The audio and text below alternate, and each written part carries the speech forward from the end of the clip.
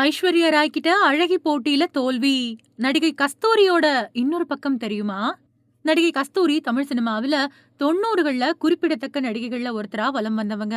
ஏராளமான படங்கள்ல ஹீரோயினா நடிச்ச அவங்க ஒரு கட்டத்துல சினிமா வாய்ப்புகள் இல்லாம ஒதுங்கக்கூடிய சூழல் ஏற்பட்டுச்சு. இருந்தாலும் தன்னை எப்பவுமே ஆக்டிவா வச்சுக்கிறவங்க அவங்க.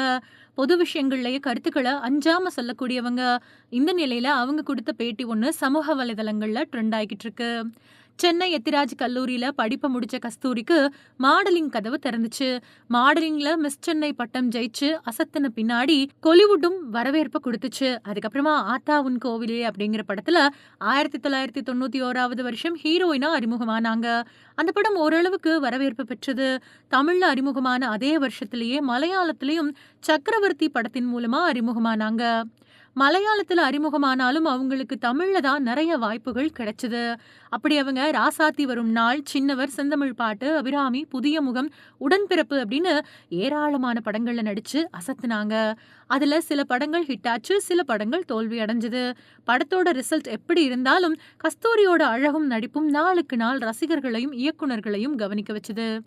ஹீரோயினா நடிச்சுக்கிட்டு இருந்தப்பவே சங்கர் இயக்கத்துல கமல் நடிச்ச இந்தியன் படத்துல அவருக்கு மகளா நடிக்க வந்த வாய்ப்பையும் கச்சிதமா யூஸ் பண்ணிக்கிட்டாங்க. சொல்லப்போனா ஹீரோயினா நடிச்ச படங்களை விடவும் இந்தியன் படம் அவங்களுக்கு ஒரே நைட்ல அதிக பிரபல்யத்தை பெற்றுக் கொடுத்தது அப்படின்னே சொல்லலாம்.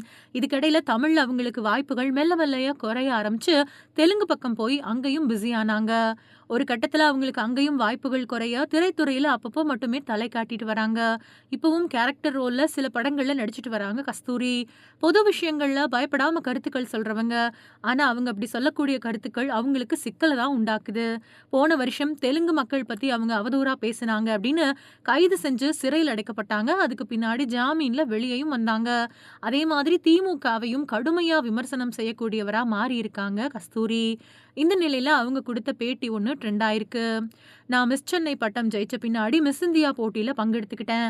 அதுல ஐஸ்வர்யா ராய், சுஸ்மிதா சென் இவங்களும் கலந்துக்கிட்டாங்க. அவங்க டாப் 5ல வந்தாங்க. நான் டாப் 10ல வந்தேன்.